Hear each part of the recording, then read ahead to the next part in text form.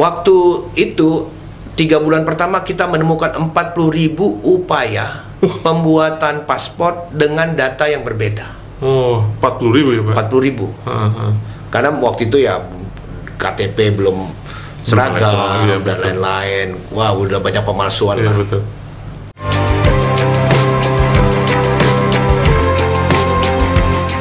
MIT Podcast menuju Indonesia Digital. Jumpa lagi dengan MIT Podcast. Kali ini saya kedatangan seorang tamu istimewa pastinya. Ya, beliau adalah Direktur Sistem dan Teknologi Informasi Keimigrasian. Selamat datang Pak Agato di MIT Podcast kali ini. Terima kasih. Ya, terima kasih loh Pak udah nyampe ke Jogja. Kami yang terima kasih atas kesempatan. Moga-moga Bapak cocok gudeg nih Pak. Wah, cocok sekali. Bapak kalau dari nama mungkin kan dari Sumatera ya Pak ya. Betul, Pak. Sukanya yang pedas dan asin dan kuat, tetapi orang Jogja ini hobinya manis-manis Pak. Ya, jadi makanannya mungkin kalau orang Sumatera bisa jadi nggak cocok gitu ya Pak ya. Nah, saya suka Pak. Suka ya. Tapi sekarang ada juga Pak gudeg yang gurih Pak. Jadi ya, jadi memang ternyata orang Jogja itu melihat bahwa yang datang ke Jogja ini kan dari beragam budaya pulau dengan habit makan yang berbeda. Jadi mindset bahwa Jogja makanannya manis-manis itu sedikit diturunkan menjadi gudeg gurih. Itu ada Pak. Mungkin besok ada juga gudeg asin, ada gudeg pedas. Jadi konsepsi bahwa gudeg itu harus selalu manis agak mulai digeser sesuai dengan pasar gitu. Jadi ini Jogja juga sudah mulai adaptif Pak. Okay. Perlu dicoba deh Pak. Perlu dicoba. Berarti nanti makan siang kita coba gudeg gurih bisa. Oke Pak, saya tertarik sekali tentang keimigrasian. Jadi memang persepsi yang kita tangkap ini ngurusin keimigrasian tentu kan di bawah Kementerian Hukum dan HAM ya Pak ya. Nah, kira-kira kita bicara masalah digitalisasi. Tapi pertama yang saya pengen tahu tuh sebetulnya layanan imigrasian itu apa aja sih Pak? Kalau di pikiran saya cuma bikin paspor doang Pak. Jadi kalau saya pengen keluar negeri misalkan ya saya harus bikin paspor untuk anak saya yang belum punya atau punya orang tua saya atau punya saya mau diperpanjang. Tapi sebetulnya layanannya apa aja Pak dari keimigrasian itu yang diberikan kepada kami warga negara Indonesia atau bahkan ada juga layanan untuk warga negara asing. Apa aja Pak Gatot? Ya, baik.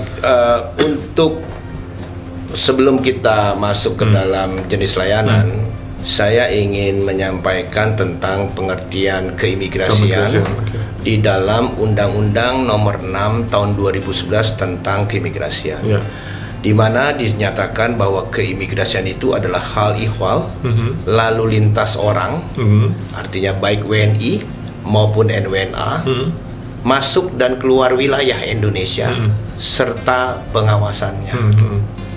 Nah, dari terminologi ini bahwa kita lihat ada bukan hanya pelayanan, tetapi juga ada unsur fungsi pelayanan, fungsi penegakan hukum di sana, fungsi security, keamanan negara, serta fungsi fasilitator pembangunan kesejahteraan masyarakat. Dari pengertian dan fungsi ini maka kita bisa lihat kalau dari terminologi ada kepada WNI dan WNA, kita ke WNA dulu. Kalau ke WNA itu imigrasi diberikan kewenangan oleh undang-undang untuk memberikan izin masuk kepada orang asing yang mau datang ke Indonesia dalam bentuk visa, pemberian visa. Kemudian setelah itu ketika orang itu masuk, maka di situ akan bertemu dengan sistem keimigrasian yang disebut aplikasi perlintasan keimigrasian atau dalam bahasa Inggris Border Control Management. Jadi ketika telah mendapatkan visa lalu masuk ke dalam perlintasan, masuk wilayah, dan setelah berada di dalam Indonesia, maka apabila ada perpanjangan, perubahan status, maka itu ditangani oleh aplikasi izin tinggal keimigrasian. Nah, kemudian selama berada di Indonesia, maka di situ ada juga aplikasi pengawasan orang asing. Nah, kemudian apabila orang asing itu melakukan pelanggaran atau kriminal, maka di situ ada aplikasi penyidikan dan penindakan keimigrasian. Sampai pada saat orang asing tersebut dipidana ataupun akan dideportasi, maka di situ ada aplikasi detensi pendetensian. Nah, ini semua rangkaian untuk bagaimana kita melakukan tata kelola terhadap pemberian izin terhadap orang asing kepada masuk sampai orang itu Kembali keluar. Nah, kalau di paspor, kalau di pelayanan WNI kita memberikan pelayanan paspor. Nah, di pelayanan paspor ini ada hal sedikit yang menarik karena kita juga mengenal anak kewarganegaraan ganda. Jadi apabila yang bersangkutan merupakan subjek kewarganegaraan ganda, yaitu yang hasil dari perkawinan salah satu kedua orang tuanya orang asing, betul, maka dia berhak mendapatkan paspor sekaligus juga mendapatkan selain memiliki kewarganegaraan betul. Salah satu kedua orang tuanya. Betul. Nah, ini semua jenis layanan yang ada di imigrasi. Iya, betul. Ya.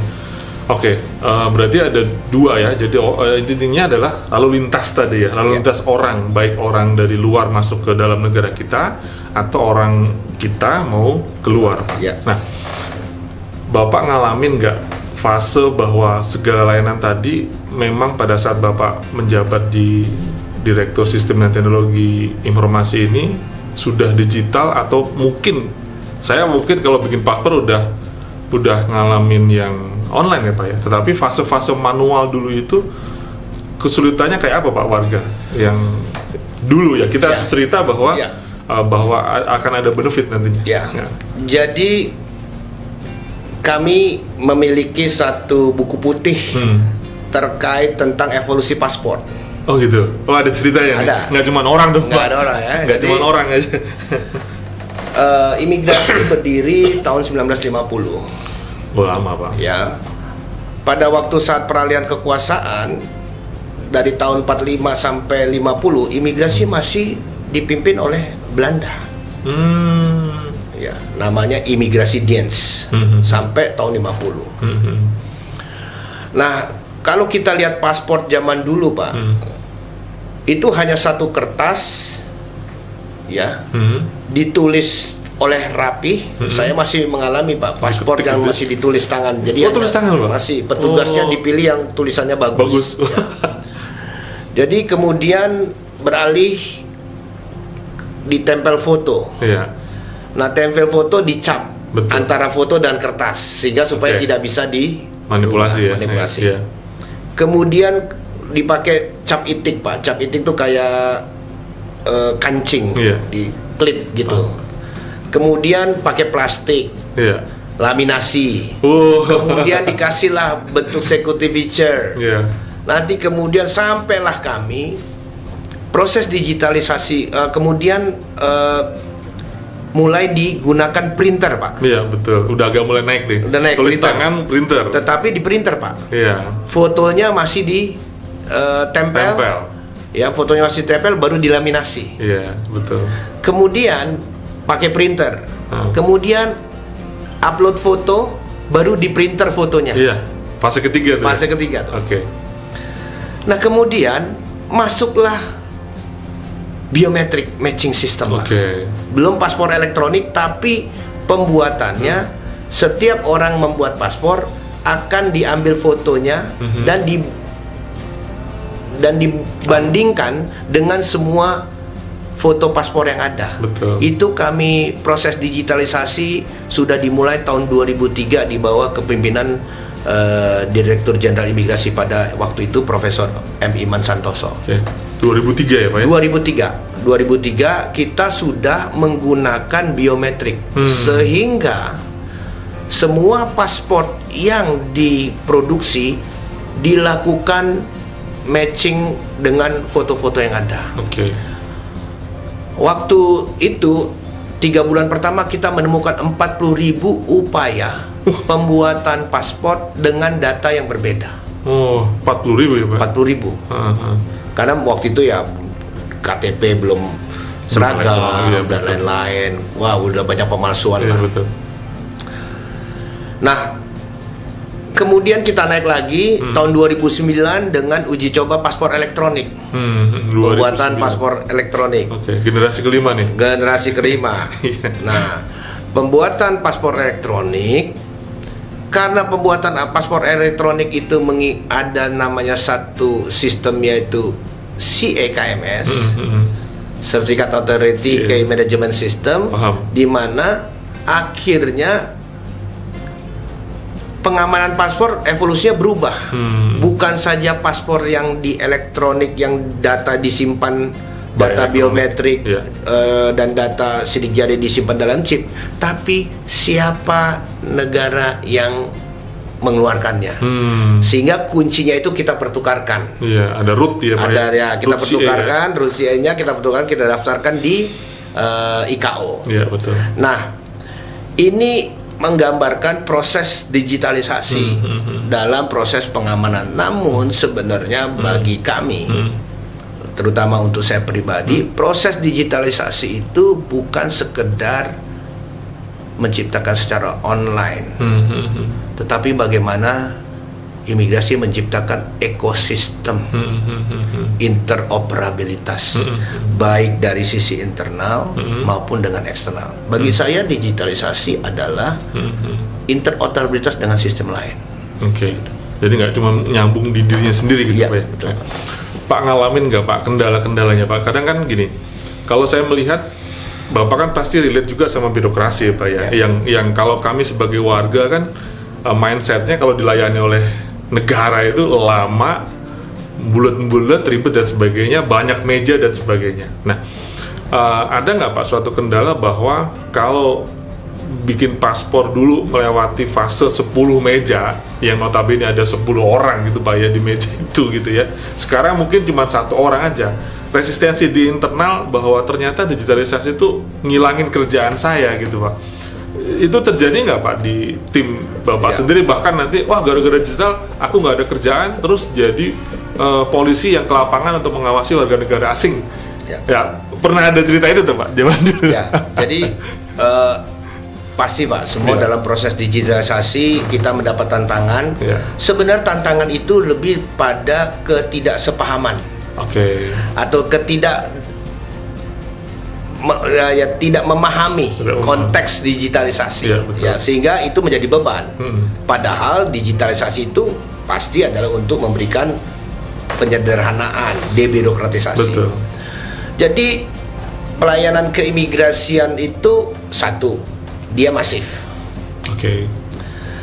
Ada sistem, misalnya kita ambil contoh sistem penerbitan paspor, sudah digital. Sudah digitalisasi yang tadi seperti saya ceritakan sebelumnya. Namun ternyata ada tantangannya, yaitu bagaimana antriannya. Antriannya itu adalah manusia yang datang ke kantor imigrasi. Nah, kita sudah melewati fase tahap evolusi juga tuh Pak. Kalau masih dulu kalau kita lihat di internet, ada masa fase orang mengantri menaruh helm, menaruh sendal, menaruh itu jam 4 pagi. Sampai sekarang Pak, tapi untuk bansos loh Pak. Kalau sekarang untuk bansos. Itu karena sistem penerbitan paspor dengan antriannya terpisah Pak. Ya kan? Karena sistem antrian diserahkan kepada kantor masing-masing. Paspornya udah digital. Paspornya sudah digital. Antriannya belum. Antriannya belum. Nah, ketika antriannya tidak diatur, maka terjadi efek seperti itu. Nah, kami juga di tahun 2015 kita mengganti sistem paspor dengan sistem pelayanan paspor terpadu, SPPT, di mana semua dilakukan di satu meja. Ketika orang itu datang, menyerahkan dokumen, men-scan dokumen, diwawancara dan difoto, semua dilakukan di satu meja. Itu adalah front end, enrollment istilahnya. Kemudian di back endnya, orang itu setelah mendapatkan kode billing, mereka pulang untuk bayar. Jadi sudah simple. Tapi antrian masih belum diatur. Nah, kemudian muncullah namanya M-Passport, di mana orang sudah mengantri dan langsung terhubung di aplikasi. Sehingga orang yang datang yang datang sudah terhubung di aplikasi. Jadi sudah ada waktu pembagiannya, datang siang atau pagi. Saya ngalamin itu, Pak. Saya ngalamin. Nah, tapi ternyata itu pun belum cukup, Pak. Apa tuh? Masih ada, Pak? Masih ngantri juga? Masih ada, Pak. Karena apa? Ternyata ketika buka lakukan itu banyak dimanfaatkan orang untuk mendapatkan antrian. Kok bisa, Pak? Bukannya saya daftar paspor terus nanti datang hari Senin jam 2 gitu? Iya kan, datang jam 2. Iya, betul. Kalau dia nggak datang, ya kan, kalau nggak datang pokoknya digunakan oleh orang untuk menganukan nama siapapun untuk dapat kuota antrian. Ketika dia datang bekerja sama petugasnya, udah kalau namanya diantar namanya Agato, ternyata yang datang Andi misalnya, ya udah gitu. Nah, untuk itu kami pindahkan pembayarannya di depan, Pak. Waktu itu saya juga diperintahkan oleh Dirjen untuk sebagai saksi pelapor. Ada satu kasus di Bandung. Waktu itu kantor staf presiden menemukan adanya antrian sekitar 70.000. Tetapi kok yang datang hanya 36.000. Akhirnya kita lakukan audit, ternyata ada salah satu yang menggunakan antrian itu di Bandung, dan saya menjadi saksi pelapornya dan orangnya dihukum. Nah, ini kemudian kami melakukan perubahan dengan pembayaran di depan. Dengan pembayaran di depan, ya sudah selesai, Pak. Bayar dulu gitu. Bayar dulu. Jadi sudah dipastikan orang itu bayar dan tidak nggak datang. Tidak datang. Iya, kalau berarti ada ikatannya dulu, tuh, di bonding dulu tuh, Pak. Iya, kalau ada tidak datang pun kita bisa melakukan perubahan, rescheduling satu kali. Nah, tapi dari cerita ini bahwa digitalisasi itu bukan sekedar penolakan dari internal atau dari, tapi di mana kita memanage tata kelolanya. Kita sedang mencari sistem yang terbaik. Betul. Dan ini memang harus kita alami dan harus kita jalani. Tapi yang penting konsisten, komitmen imigrasi untuk melakukan perbaikan di semua lini, saya pikir sudah membuahkan hasil. Keluhan-keluhan tentang ini sudah berturun. Saya udah happy kok, Pak, kemarin. Saya 2 bulan yang lalu perpanjang paspor orang tua saya. Gampang kan? Gampang.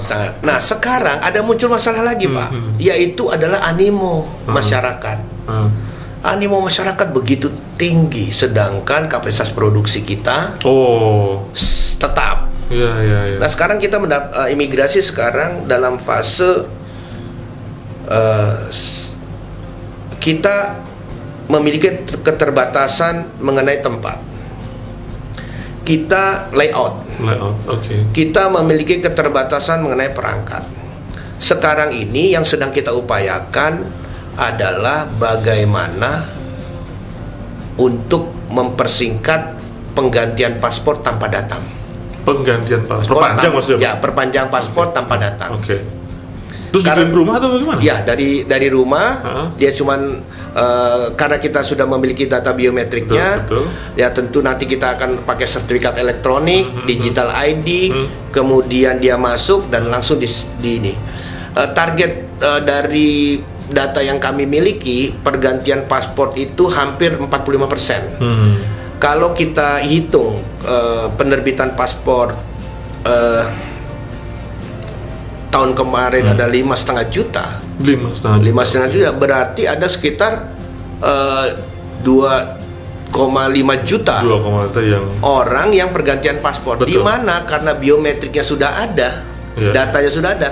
Kalau dia mendaftar dengan wajahnya, langsung kita keluarkan. Nah, ini kita harap dan kita proyeksikan ini akan mengurangi antrian di kantor-kantor imigrasi, kuota-kuota, karena hampir 45%-nya sudah bisa langsung mengganti paspor tanpa datang. Tapi nanti kalau udah jadinya tetap dikirim atau nggak? Dikirim. Nah, tentunya kita akan bekerja sama dengan perusahaan pengiriman, ekspedisi, karena di situ juga kita sekaligus mengecek alamat yang diberikan. Ada double check di sana. Double check. Kalau Anda mengirimkan alamat yang salah, ya nggak terkirim. Jadi sangat menarik pelayanan publik kita karena begini, Mas. Kalau kita lihat apapun yang kita upayakan dari pemerintah selalu masih ada dibilang kurangnya. Tapi sebenarnya itu bukan kekurangan. Karena menurut McKinsey, konsultan asing yang oleh Pak Dirjen saat ini, Pak Silmi Karim, undang untuk mengevaluasi semua pelayanan imigrasi, ternyata salah satu yang kami lupakan adalah journey customer experience. Iya, itu pokok Pak sekarang, Pak. Customer journey itu customer journey, karena bukan berarti kita salah. Karena orang ini biasa, customer kita biasa menggunakan aplikasi umum yang sangat mudah, Gojek misalnya, Traveloka misalnya. Di compare ke sana, dia akan compare, walaupun itu nggak bisa apple to apple karena di sini ada verifikasi, ada kewenangan, ada validasi terhadap seseorang. Jadi nggak bisa di compare. Tapi itu yang kita hadapi. Bahwa dia tinggal pilih. Dia tidak pernah tahu tokonya, nggak pernah tahu alamatnya, cuma tahu menunya, dia bayar, dia nggak kenal sama orang yang jemputnya, tiba-tiba sudah datang, dalam beberapa menit sudah di rumah. Ini yang bukan hanya imigrasi, semua pelayanan publik pemerintah menghadapi komparasi dari customer, melihat dengan yang ada. Ini tantangan kita, Pak, sebenarnya di dalam pelayanan publik Indonesia. Oke, saya tadi cukup tertarik Bapak nyebut layanan publik yang kita nikmati di kehidupan sehari-hari ya. Saya pikir kan baik orang Jogja maupun orang Jakarta biasalah pakai Gojek, tapi ataupun Traveloka dan segala macam yang menjadi komparasi terhadap layanan yang diberikan oleh pemerintah gitu, Pak. Nah, saya mengambil satu titik bahwa saya pernah baca report dari Gojek ya, di mana dia bisa memberikan sebuah insight bahwa orang Indonesia itu paling seneng beli nasi goreng, Pak. Paling seneng tuh, dia ngelihat data itu. Kemudian tadi saya pernah sampaikan, kalau malam hobinya beli martabak, jam 3 sore hobinya ngopi, Pak. Nah, ada insight data yang didapat oleh kayak Gojek ataupun Traveloka tadi terhadap perilaku orang yang menggunakan. Artinya kan menjadi sebuah benefit toh, Pak. Memang layanan publik digital tadi memberikan kemudahan buat kita sebagai warga, lebih cepat, mudah, murah dan sebagainya. Tapi tentu Bapak sebagai pemilik ya keimigrasian, ataupun tadi saya compare dengan Mas Nadim zaman dulu waktu miliki Gojek gitu ya, mendapat insight data terhadap perilaku. Tentu kan untuk kebaikan ya ada banyak hal. Nah, di keimigrasian sendiri yang tadi dengan ada paspor dan juga visa on arrival dan sebagainya, ada insight data yang bisa memberikan benefit nggak buat negara kita ini? Apakah insight tentang yang suka bepergian, atau rata-rata yang bikin paspor kok laki-laki misalkan, atau kalau warga asing rata-rata tinggal di sini cuman short term aja, nggak ada yang sampai long term. Nah, apa Pak insight-insight yang bisa dapat dari aplikasi Bapak-Bapak tadi? Imigrasi itu sifatnya multidimensional, sehingga insight-nya bisa kita lihat dari banyak aspek. Tapi saya ingin coba sekaligus tadi menjawab pertanyaan yang saya belum jawab tadi terkait tentang lansia. Itu saya lupa tuh, Pak. Jadi kami karena sudah melakukan digitalisasi sejak tahun 2003 dan kita sudah memiliki data secara terpusat, sehingga kita bisa menganalisa perilaku. Nah, sebagai contoh, tahun 2016, 17, 18 itu imigrasi itu wajib ada RAM. Imigrasi wajib ada taman bermain anak. Ya, di dalam kantor imigrasi pelayanan paspor. Imigrasi wajib ada pojok internet yang ada game-game. Oh iya. Itu ada, Pak. Kita sudah ada. Sudah ada kalau di McDonald apa drive-thru. Sudah banyak, Pak. Itu karena kita pelajari dari habit masyarakat. Habit. Dari penerbitan paspor itu ternyata yang cukup banyak adalah anak di bawah 5 tahun. Banyak. Oh gitu. Lansia banyak, sehingga kita sekarang ini walaupun sudah ada M-Pasport untuk mengambil hasil antrian sebelum datang, kita buka untuk lansia balita itu tanpa antrian, Pak. Iya. Tanpa antrian. Betul. Kita berikan secara khusus karena itu memang diamanatkan juga oleh undang-undang. Oke. Sehingga bagi lansia dan bagi orang gaptek, karena kalau untuk pelayanan WNA mungkin kita bisa seragamkan, Pak. Iya, oke. Tetapi untuk pelayanan WNI dan terutama juga geografis kita ini juga saudara-saudara di kita kepulauan, misalnya jaringan belum ada, ya tentu kita tetap buka jaringan ini. Nah, kemudian kalau mengenai orang asing, kita perilakunya seperti ini misalnya, Pak. Waktu pandemi kita tutup. Oh gitu, iya, kita Semua perbatasan tutup. Kemudian kita buka untuk pemegang, semua orang asing ditutup. Namun secara terbatas kita eskalasi hanya pemegang kitas. Kenapa? Karena kita lihat ternyata kitas investor tuh banyak. Kalau investor itu kita tutup, maka dia nggak bisa datang. Ketika dia tidak menguasai investasi, ya di sini bisa bangkrut. Kalau kita bangkrut, itu tutup, bisa tutup. Nah, makanya kita kemudian buka dalam Permen Kumham nomor 8 untuk para pemegang kitas bisa tetap masuk dengan persyaratan tertentu. Kemudian juga lagi kita lihat lagi misalnya ternyata orang asing bukannya pemegang kita, tenaga kerja ahli yang digunakan oleh industri di Sulawesi, ya kita buka, Pak. Nah, kenapa? Karena ternyata dalam proses pembangunan sebuah smelter misalnya, ketika seorang grup daripada konstruksi sudah harus kembali, tentu akan masuk grup electrical. Iya, the next stepnya. Nah, ini juga harus kita berikan ruang. Berikan ruang. Makanya waktu itu kita di Permen Kumham 11 kita tambahkan. Iya, betul. Nah, jadi segala keputusan kebijakan keimigrasian tentu dengan adanya, apalagi sekarang dengan adanya big data, nah, maka kita bisa benar-benar membuat suatu kebijakan bukan berasal dari asumsi. Betul, tetapi benar-benar dari fakta. Smart government itu, Pak. Ya, dan fakta ini pun tentu harus kita uji. Karena itu kan hanya data, validasi. Ya, betul. Apakah kalau kita masuk ke dalam data, kalau data itu, informasi itu kan adalah data yang sudah diolah. Betul. Nah, sehingga kalau data ini harus kita olah lagi. Jadi bukan hanya sekedar data kuantitatif, tapi juga harus kita lebih dalam uji apakah data kuantitatif itu ada beberapa kategorisasi. Nah, jadi kebijakan keimigrasian saat ini dan umumnya di pemerintahan kita, semua kebijakan itu berdasarkan data perilaku tadi. Dia data kualitatif, tidak hanya kuantitatif. Nah, jadi itu journey yang kita sudah laksanakan. Tentunya banyak hal lagi, Pak. Kalau zaman dulu tuh kita tahu di selatan itu banyak Korea, makanya di selatan mana, Pak? Di Jakarta Selatan. Oh, Jaksel ya. Jaksel. Anak Jaksel. Jepang. Nah, makanya urusan Korea Jepang. Iya. Oh, gitu ya?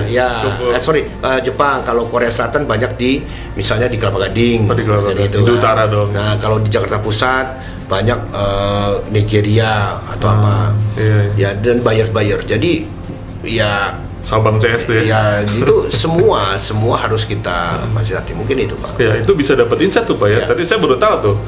Jepang di Jaksel, Korea di PIK mungkin ya. Ya, atau di China, mungkin China, makanya ada restoran China. Iya, jadi betul.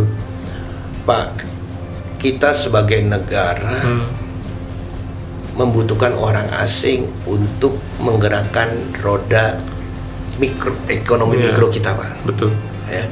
Spending dia di sini. Saya punya kampung di Sumatera Utara, di Dolok Sanggul, ada satu kampung lagi di daerah Bakara. Ketika jalan di sana, bagus jalannya, banyak warung kiri kanan, tapi tutup semua, karena nggak ada orang yang lewat. I see. Makanya kita butuhkan orang asing sebagai salah satu penggerak. Ya, paham. Ya. Kita bayangkan kalau negara yang kita tutup orang asingnya, ya berkutat pembayaran perdagangan ya orang-orang di dalam. Betul. Tapi dengan adanya orang asing seperti tadi bilang Jogja, betul. malah mulai berubah nih. Iya. Oh, gudeg-guri ada, pasar juga semakin berkembang. Betul. Oleh karena itu memang orang asing, Pak, kita tidak boleh musuhi orang asing. Tapi bagaimana kita minimalisir dampak negatifnya, tapi kita maksimalkan dampak positifnya dengan analisa data yang tadi. Oh, keren Pak. Ya. Oke Pak, berarti memang bahwa smart government yang tadi Bapak ceritakan bahwa kita sudah memanfaatkan data untuk berbagai macam analitik udah terjadi dong. Walaupun kalau tadi saya lihat Bapak memulai digitalisasi tahun 2003. Kalau kita ingat Inpres-nya Bu Megawati tahun 2003 kan menjadi salah satu fondasi e-government. Nah, berarti ke imigrasi udah duluan gitu ya, sebelum SBY bercerita. Kalau kita cerita SBY kan secara Perpres mungkin lahir tahun 2018 Pak ya, Perpres 95, di mana filosofinya kan karena terlalu banyak EEE tadi, atau Bapak kasih nama M-Paspor ya, imigrasi punya M-Paspor, kemudian kesehatan punya aplikasi yang lain lagi, polisi punya satu lagi. Itu memang starting point-nya mungkin 2003 tadi. Nah, pada saat melihat bahwa semua ini silo-silo Pak, terus di sini sendiri, maka lahirlah Perpres 95 itu kan sebetulnya filosofinya itu toh Pak, ke integrasian. Nah, bagaimana imigrasi memandang keintegrasian ini? Ya, artinya kan memang secara konteks saat ini Kemenpan membangun yang namanya tematik. Dulu saya pernah nyebutnya sebagai rumpun, yang satu line tadi. Nah, dalam konteks keintegrasian, sebetulnya korelasi imigrasi ini nyambungnya kemana Pak? Ke polisi kah? Ke kesehatan kah? Sampai ke sana itu rumpun yang paling dekat tuh kemana tuh Pak, untuk kita bisa membangun keterpaduan layanan Pak? Ya, kita memang sudah membangun sejak tahun 2003 dan seluruh kementerian lembaga saya rasa kita sudah mulai betul, sepakat itu. Nah, namun sekarang ini kita masuk dalam terminologi digitalisasi. Digitalisasi itu dalam pengertian saya bukan sekedar membuat layanan online Pak. Betul. Digitalisasi lebih jauh dari itu. Digitalisasi ya SPBE itu. Betul. Menurut saya rumah digitalisasi SPBE itu. Konsep digitalisasi government di Indonesia ya SPBE itu. Betul. Nah, sehingga yang seperti dari Bapak bilang tadi, yang semua strategi ini kan dulu silo-silo karena teknologinya memang masih seperti itu. Betul. Sekarang sudah ada dibuat one platform. Saya ingat sekali Pak, waktu saya ke Kanimsus Medan tahun 2019, saya itu baru mengenal Gojek karena saya nggak ada siapa-siapa, tinggal sendiri. Saya mulai pesan makanan di Gojek. Dan di situ saya ingat sekali, waktu itu belum ada Go Massage, belum Go Glam, Go atau apa. Cuman sudah mulai Pak. Sudah mulai, cuman Pak Gojek nggak ada. Nah, itu yang menginspirasi saya juga Pak, bahwa satu kali register dia bisa menerima layanan semua. Tapi Gojek pun bertahap kan? Betul. Bertahap. Nah, tapi yang paling penting bagaimana kita siapkan one platformnya dulu Pak. Karena semua platform-platform menurut saya, semua platform-platform yang ada ini harus kita cek kembali. Apakah sudah siap dalam bentuk one platform, sistem API, sehingga terbuka untuk berbagi pakai dengan pihak lain, bisa sharing. Nah, ini nanti kita akan masuk digital ID sama QR code ya Pak. Betul. Ini karena ternyata di dalam digitalisasi di imigrasi ini sekarang kami pun sedang mendorong untuk sesuai dengan standar SPBE. Oleh karena itu sekarang, karena kami berhubungan dengan semua Pak, kami berhubungan dengan kementerian lembaga ada 26, KPK, Kepolisian, Pusintek, Pajak, Kementerian Agama, BKPM, dan lain-lain. Panjang. Pertanyaannya, apakah imigrasi sudah memiliki standar interoperabilitas yang harus seragam, aman, dan yang paling penting siap untuk berbagi pakai? Ya kan? Kita nggak bisa menggantungkan dengan mengirim data balikan. Itu udah zaman dulu, Pak. Kita harus masuk ke dalam tahapan di mana produk kita dikenali, produk kita bisa dijadikan referensi. Misalnya orang membuat paspor sudah yakin bahwa orang itu tunggal, kan gitu, Pak. Sudah yakin bahwa orang itu tunggal. Nah, jadi rumpun kami sebenarnya karena kami multidisiplin dan rumpun penegakan hukum juga masuk ya, Pak? Sangat masuk, Pak. Contoh, Pak, kami sekarang ini memiliki Immigration Alert Surveillance System, yaitu kami memasang kamera di semua counter imigrasi dan tempat area-area tertentu yang rahasia, di mana kamera tersebut akan terhubung dengan daftar cekal, dan kami tidak membutuhkan datanya, kita hanya membutuhkan wajahnya untuk dilakukan verifikasi. Kayak film God Eyes dong, di Fast and Furious, Pak. What? Kemudian kami juga sekarang Pak Dirjen Imigrasi, Pak Silmi Karim memerintahkan kami untuk membuat subfitur namanya Person of Interest, di mana kita harus menandai orang-orang yang kita tidak inginkan. Contoh, orang itu orang asing tetapi belum pernah ke Indonesia. Kita tidak tahu, tapi kita memiliki catatan pedofil. Dia memusuhi pemerintah dan negara Indonesia di luar. Dengan wajahnya kita taruh di dalam personal interest, maka dia kita akan tolak ke permintaan visanya. Nah, jadi kami juga mulai membuat face recognition dengan Interpol. Sekarang data seluruh perlintasan imigrasi di seluruh Indonesia, apabila datanya termasuk dalam data Interpol, maka kami akan menerima hit Interpol, baik itu red notice, blue notice, green notice, yellow notice, purple notice. Nah, sehingga kita dengan Divisi Hubinter Mabes Polri sekarang memiliki hubungan yang sangat baik dengan Bapak Inspektur Jenderal Krisnamurti untuk bagaimana kita meningkatkan kualitas database Interpol yang kita dapat akses bersama. Nah, jadi sisi keamanannya juga, tapi sisi pelayanannya juga, karena kita membutuhkan membuat paspor, kita membutuhkan data KTP, kita membutuhkan data KK, kita membutuhkan ijazah atau akte lahir. Nah, kita berharap semua dokumen-dokumen negara ini harus dalam bentuk yang seragam, yang kita bisa kenali satu sama lain dalam disebut digital ID. Kira-kira seperti itu. Berarti akan korelasi basicnya tetap ke Dukcapil juga dong, Pak, sebagai data kependudukannya? Iya, basic ya, database utama. Sebenarnya database, menurut kami database di dalam SPB itu ada dua. Dimana kalau kita lihat itu ada database WNI yang akan berinduk kepada Dukcapil, tapi juga akan ada database WNA yang berinduk kepada imigrasi. Berarti dari Bapak dong? Iya, makanya saat ini kita sedang, yang menjadi tanggung jawab kita adalah bagaimana database ini harus dapat diakses oleh semua KL, Pak. Nah, itu akan terkait spiritnya begitu ya, Pak ya? Terkait apa? Kita harus buka performance-nya, infrastrukturnya. Makanya kita bergabung di PDN. Udah join PDN? Sudah join.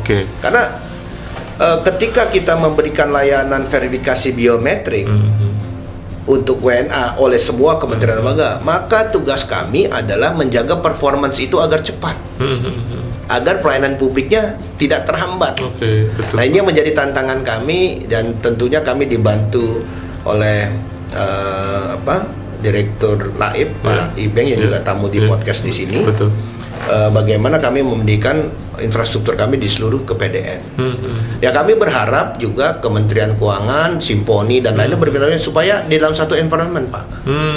Karena ketika pelayanan ini terganggu, kita satu pelayanan terganggu kita harus ngecek nih dari aplikasinya, Oh, banyak. dari jaringan, Layernya banyak. layernya banyak Pak. Betul. Tapi kalau kita udah pastikan semua ada di PDN, udah terjamin lag dari jeda itu nggak ada Pak. Betul.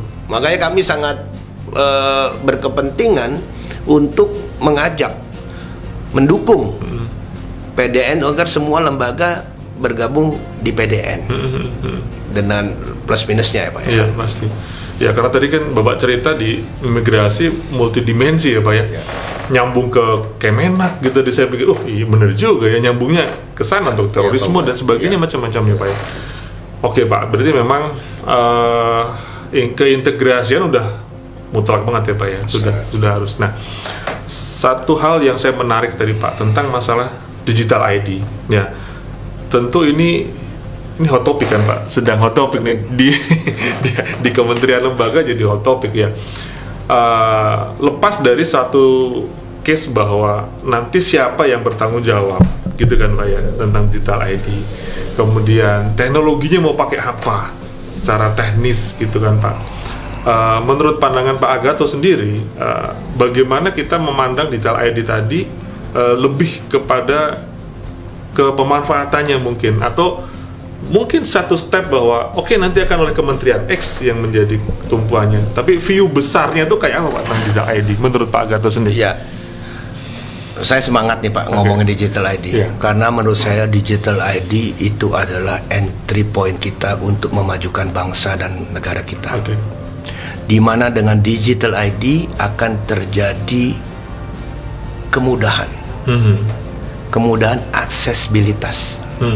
Jadi gini Pak, sekarang ini kan silo-silo, semua kementerian, semua di dalam masing-masing kementerian, masing-masing aplikasi itu silo-silo. Oke, kita bisa terintegrasi, oke, sudah sampai. Tapi sekarang kebutuhannya beda Pak. Kalau terintegrasi data, jaringan menjadi kendala kita. Sedangkan kita memiliki standar pelayanan publik, berapa hari. Itu menjadikan momok juga. Oke, kita bisa buat jaringan layer 1, layer 2, layer 3. Oke. Tapi juga belum itu semua juga kita bisa seragamkan semua. Ya kan? Banyak cerita juga. Banyak cerita juga di situ. Nah, karena itu digital ID adalah satu konsep, suatu produk harus memiliki produk kembarannya, twinsnya, sebagai produk non fisik, sehingga bisa dipegang di device masing-masing pemilik data Pak. Masyarakat adalah pemilik data. Benar. Kami adalah processing, pengendali data, pengelola data. Lalu ada pemproses data. Betul. Nah, jadi pemilik data, kami bercita-cita bahwa orang membuat paspor akan mendapat digital ID paspor. Tapi kembali nih Pak, digital ID ini harus kita pahami dulu nih. Jangan kita sekedar membuat twinsnya. Yang lebih penting adalah pemanfaatannya Pak. Kita berpikir beyondnya ke sana gitu. Iya dong, pemanfaatannya. Buat apa dapat digital ID tapi digital ID tidak bisa digunakan? Contoh, paspor tidak gunakan Traveloka, tidak misalnya di booking.com, tidak di bandara. Betul. Buat apa itu dilakukan itu? Nah, konsep digital ID itu menurut kita sudah ada yang paling top lah sekarang. Tapi itu juga masih banyak tantangannya. Karena apa? Ketika menggunakan digital ID harus ada jaringan. Apakah jaringan itu untuk mengecek data? Kan gitu Pak. Betul. Lalu kalau digital ID ini dipegang di smartphone orang lain, misalnya, di smartphone orang lain, tentu ada verifikasinya, wajahnya, KYC-nya dapat ya. Harus dong, ya kan? Namun itu akan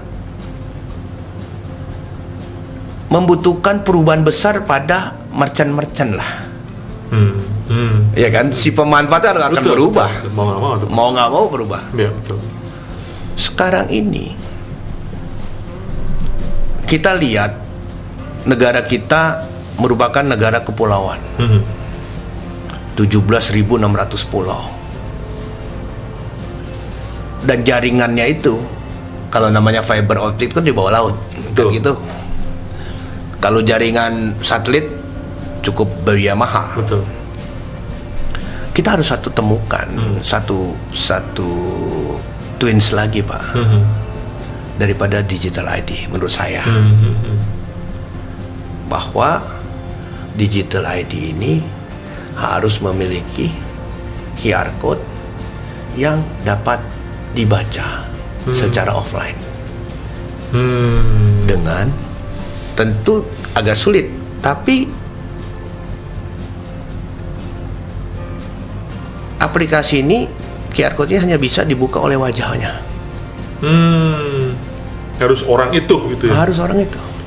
Dan memunculkan data QR code tadi. Betul. Kan gini, Pak. Ini punyaku gitu kan. Ya. Jadi representatif dari saya gitu kan, Pak. Dalam QR code itu. Bukan diperiksa oleh orang yang melihat. Oh ini Pak, kayak dulu sertifikat vaksin. Oh no, namanya kan nggak ada gitu. Allah. Tapi ini kan ya kalau orangnya bekerja sama, di skip bisa. Tapi makanya bagaimana untuk membuka itu dengan wajahnya, supaya itu menjadi valid. Betul. Tantangannya digital ID juga bisa, oke, betul bisa, tapi offline nggak? Atau online? Ini yang mesti kita temukan juga, Pak. Karena pada intinya menurut kami atau saya pribadi, bahwa kita dengan pengalaman yang saya miliki atau saya perhatikan, bahwa kita harus punya twins bagaimana semua produk itu, misalnya visa, ada QR code-nya, ada datanya. Ya kalau kita buka pakai QR code-nya dibuka, ya tentu datanya ini. Betul. Yang dipalsukan ininya, fotonya. Sangat simpel kan? Menggantinya itu, orang itu menggantikan, biasa kan kalau semua produk elektronik adalah satu, tinggal print sendiri, kan gitu. Ada QR code-nya, QR code-nya sudah dibaca. Tapi kalau QR code kita baca ke situ, ya pasti datanya sama. Yang dirubah kan fotonya, Pak. Nah ini bagaimana? Nah ini juga yang menurut saya yang kita harus pikirkan di SPBE ini adalah, selain kita membuat digital ID, bagaimana kita membuat keseragaman. Agar semua produk yang di-download di aplikasi Super Apps ini, semua jenis layanan ini harus memiliki satu standar QR code yang sama, yang dibuat bukan oleh kementerian lembaga, tetapi dibuat oleh Super Apps. Kami ini belajar dari Arlen, Pak. Di Arlen waktu dulu itu semua boarding pass bermacam-macam barcode-nya, nggak bisa dibaca karena macam-macam standarnya. Harus ada standarisasi pembuatan barcode. Jadi salah satu usulan peran penting daripada SPBE atau Super Apps ini adalah semua produk kementerian lembaga yang bergabung di SPBE, di-download di SPBE, wajib memiliki QR code yang sama yang dikeluarkan oleh ini. Sehingga inilah yang bisa dibaca oleh semua entitas bisnis. Interoperabilitas tanpa pemanfaatan oleh itu, maka ini akan menjadi surat saja. Atau bilang omong kosong ya, Pak? Ya, harus, Pak. Artinya kita buktikan. Saya mau misalnya mau konser. Coba bayangin, Pak, kalau konser Dewa kemarin pakai biometrik terusnya online. Waduh, pasti Pak, gimana konkurennya? Kalau kita orang IT kita tahu tuh konkurennya gimana tuh. 80.000 matching ke Dukcapil, susah, Pak. Nah, itu bagaimana? Dia mau pakai paspor, mau pakai KTP, dia taruh QR code-nya sekarang sudah dibuat, atau itu udah bawa dia nama Agato yang akan datang ke konser. Duduknya dia tahu. Ya, Pak, sama sekarang kita nih, Pak. Sekarang Bapak Andi pergi kemana? Saya udah tahu Bapak Andi pergi sama siapa. saya bisa tahu Bapak Andi pergi kemana aja. Karena manifest yang kami terima dari airline, kami tanyakan kepada database paspor, maka muncullah foto Pak Andi di dalam manifest. Data orang asing kita tanyakan visanya, langsung muncul data perintasan. Jadi sekarang ini kita sudah masuk dalam fase di mana interoperabilitas itu sudah memiliki, tapi tantangan kita bagaimana produk ini bisa dikenali, Pak. Iya. Itu yang menjadi PR, dan saya harap podcast ini dapat terus mempertanyakan ini terus menerus, karena supaya kita perubahan, Pak. Jadi nggak ada lagi orang daftar registrasi fotonya sama foto KTP. Iya. Memang ojol, Pak. Itu yang harus kita rubah, kan. Itu targetnya. Pinjol. Ya, kan itu targetnya. Agar dengan sertifikat elektronik, dengan digital ID itu dia tahu bahwa itu adalah Gatot, dan itu nirsangkal. Iya. Kalau menurut saya sih harus Kominfo. Karena pembuatan sertifikat elektronik kan di bawah domainnya Kominfo. Betul. Nah, namun sertifikat elektronik ini harus juga bisa dikeluarkan oleh kementerian lembaga. Kami bukan hanya provider atau prinsipal PSRI kan biasa sekarang. Ya, bukan, Pak. Tapi kementerian lembaga ini memiliki diakui standarnya karena telah memiliki 2 verifikasi data, face recognition dan data, maka dia juga menjadi produk, iya, digital ID. Nah, cuman digital ID ini semua QR harus disamakan nih, Pak. Di Kominfo. Sehingga benar-benar bisa digunakan. Saya membayangkan loh ya, Iya, keren itu. Aplikasi SPB Indonesia 1 kita, super apps kita, ada QR code-nya. Dia mau beli apa, mau beli pulsa, mau beli tiket, mau beli apa, udah cukup itu. Berapa efisiensinya, Pak? Sangat, Pak. Kenapa? Semua tidak memerlukan, bukan database, penyimpanan. Kalau sekarang kan PDF sama PDF. Iya, betul. Waduh, kami punya ratusan juta PDF. Kita harus biaya itu penyimpanannya, Pak. Iya, belum digital sih, Pak. Iya, The real digital belum. The real dia. Makanya sekarang dengan sertifikat elektronik. Saya agak panjang apa-apa nih? Apa, silakan, Pak. Tantangannya sekarang adalah bagaimana kementerian lembaga sebagai pembuat regulasi harus sudah berpikir tidak membuat persyaratan yang melampirkan surat keterangan ini. Surat itu benar-benar zaman kuno gitu. Karena ini harus sudah mulai. Nah, tentunya, tapi juga kementerian lembaga juga harus direktorat itu akan sedikit bertanya bagaimana kami memverifikasi. Makanya itu adalah peran kita di dunia IT, bagaimana segera mewujudkan sertifikat digital dan super apps ini, Pak. Menurut saya itu yang paling penting kita tentang. Iya, berarti substansif banget tuh ya, fondasi banget ya untuk kedepannya tentang digital ID tadi ya, Pak ya. Oke. Dan itu menjadi salah satu puncak tentang digitalisasi, karena memang yang tadi Bapak cerita itulah menjadi ID proses dari semuanya, Pak. Karena yang berbuat tadi, saya pergi, saya belanja, saya makan, saya jalan-jalan, kan nyantol ke dalam satu ID tadi. Dimana nanti digital ID yang kita create, siapapun nanti secara regulatif yang akan ditunjuk, perspektif berikutnya adalah siapa yang bakal memanfaatkan dan berpartisipasi dipakainya. Betul, Pak. Gitu ya, Pak ya. Betul. Semua ini saya pikir wacana yang sudah sangat baik, tinggal yang lain nih, Pak, yang instansi terkait ya, karena Bapak punya kompetensi juga loh, Pak, karena Bapak memproduksi WNA tadi loh, Pak, itu WNI oke lah capil, tapi WNA apa dong imigrasi? Bapak punya keterkaitan sangat jauh terhadap bagaimana digital ID itu diciptakan, Pak. Oke. Betul, karena ini juga, Pak, karena database WNA juga kita harus bagikan ke Capil. Capil, karena kan supaya juga memberitahu yang citizen non citizen. Iya, betul. Jadi kita memang saling melengkapi, Pak. Berapa banyak sih, Pak, WNA yang di sini sekarang? WNA itu use growth-nya ya. Growth-nya itu per tahun kita mungkin 11 juta. Yang orang asing di sini. Orang asing 11 juta. Ya, okay. Growth-nya. Transaksi, jadi transaksi keimigrasian tahun 2022 itu 45 juta. In out. Lebih banyak di perlintasan dan 50-50. 55% asing. Nah, jadi perkiraan itu kalau in out WNI WNA 20 juta, berarti WNI-nya sekitar 11 jutaan. Nah, untuk tahun ini imigrasi sudah mendapatkan PMBP sekitar 200%. Dan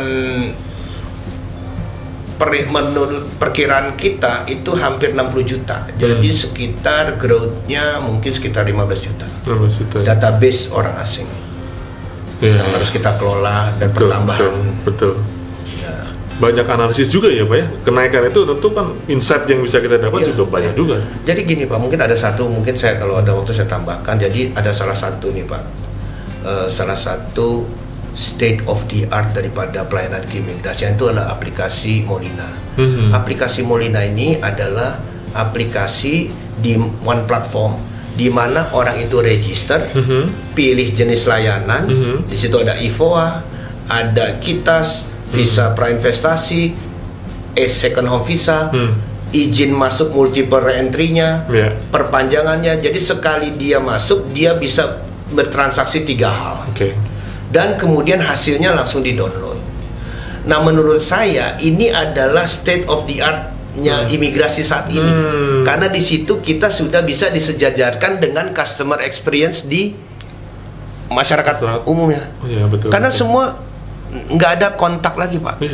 Nggak ada kontak lagi dengan petugas. Bahkan perpanjangannya dia sudah langsung di sana. Nah, ini yang sekarang kita mau pindahkan semua. Tapi kalau ditanya tantangannya ada Pak. Tantangannya adalah bagaimana handling komplain.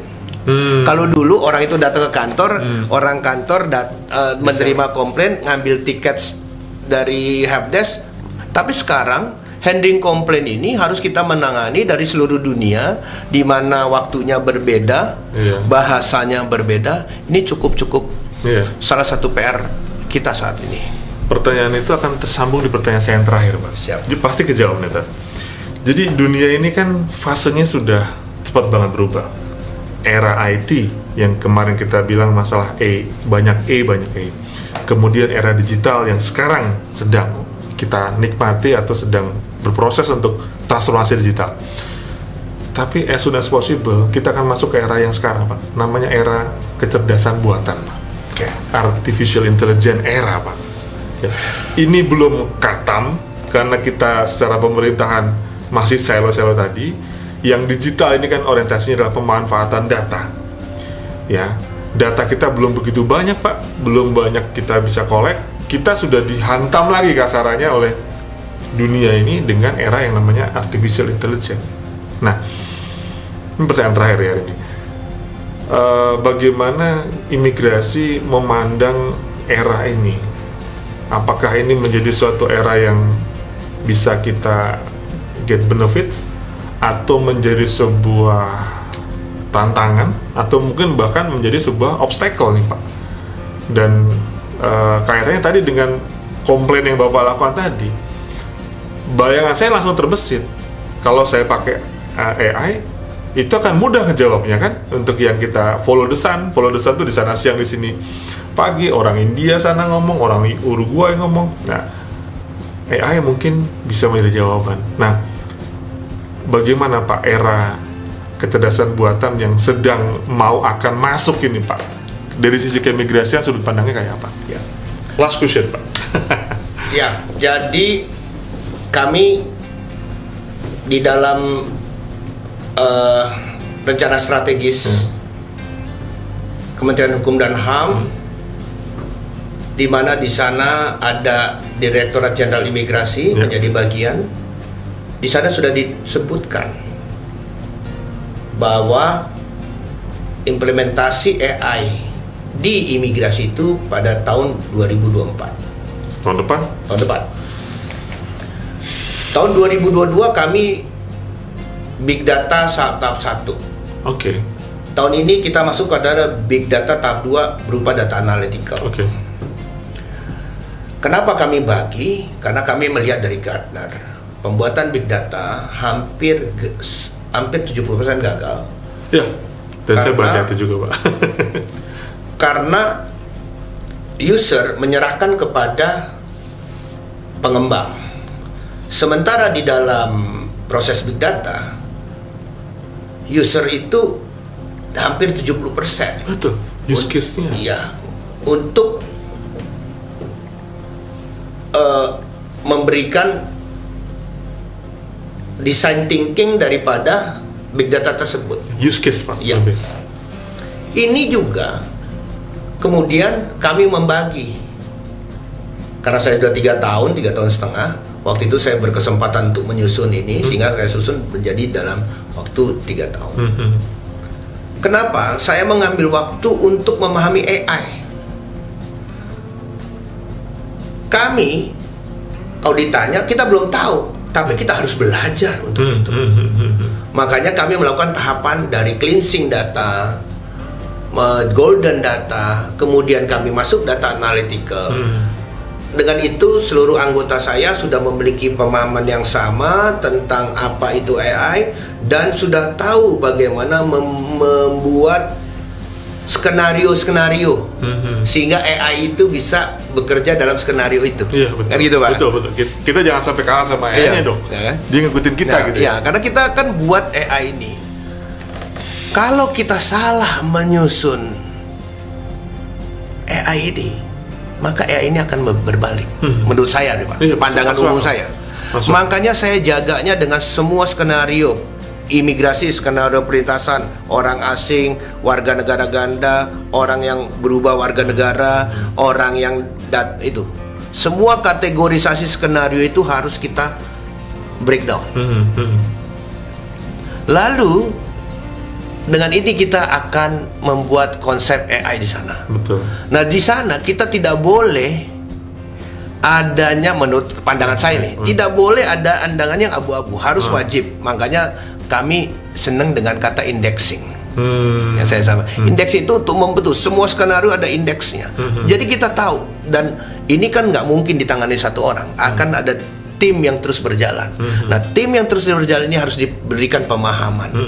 Dari sisi kami, petugas imigrasi bukan seorang IT, tentu skenario indexing ini menjadi kategorisasi yang sangat membantu pemahaman tim. Sepakat. Ya, Pak ya. Ya, Nah, saya melihat bahwa artificial intelligence ini, Pak Menteri sudah menyatakan dalam sambutannya, Pak Mahfud, Pak Menteri Yasona Lawli, bahwa AI itu sebagai pisau mata dua.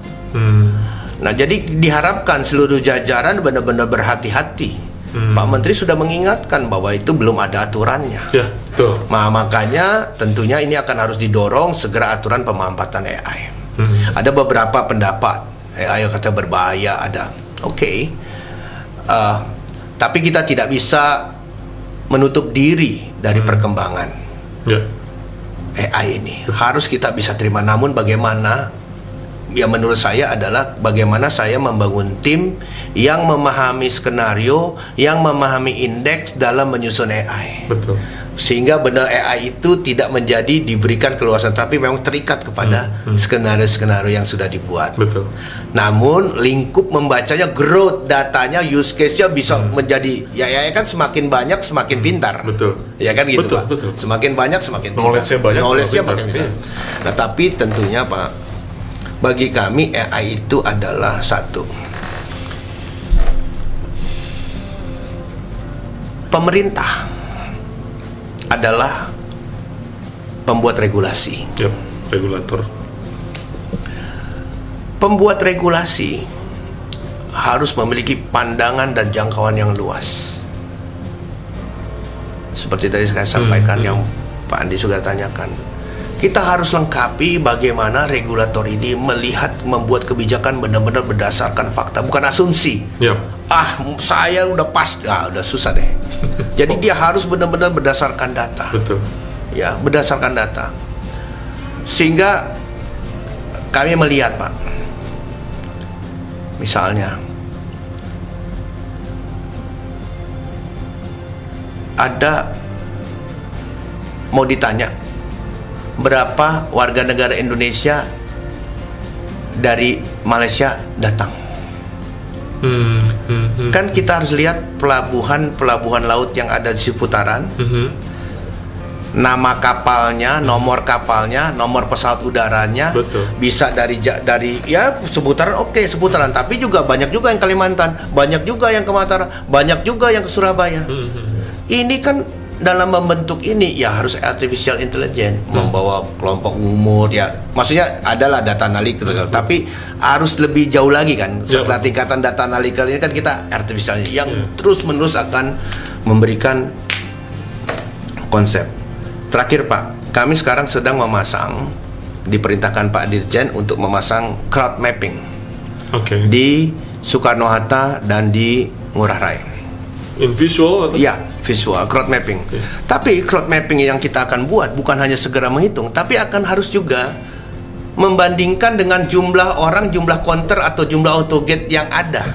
Dan di mana jenis lain? Oh, ini pelayanan asing, pelayanan FOA, pelayanan kru, distribusi. Nah, nanti itu akan menjadi data analytical yang juga akan pada dasarnya akan meng-create suatu kebijakan. Iya kan? Oh, bahwa ternyata yang paling banyak FOA manual. Bagaimana orang itu beralih kepada digital? Paham, Pak. Nah, jadi menurut saya sih semangat ya untuk menyambut AI.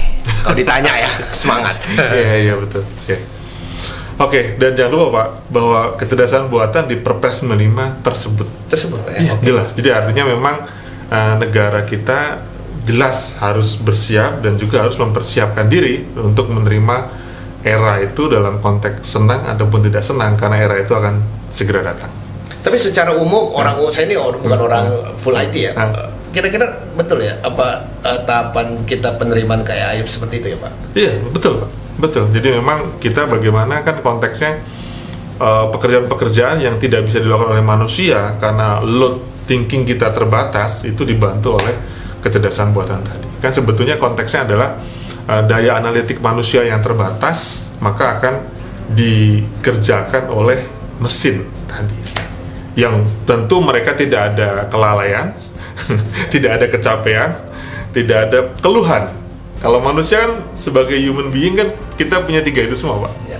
It's naturally. Pak, sebentar lagi, Pak, di Soekarno-Hatta kita akan taruh 24 dan 44 autogate yang itu akan memeriksa paspor itu palsu atau tidak, memeriksa banyak hal. Memang ya mungkin bilang autogate itu juga AI ya. AI, karena dia checking by mesin. Checking by mesin. Iya, itu by mesin. Kalau orang kan dia bisa membedakan paspor itu palsu atau tidak loh, Pak.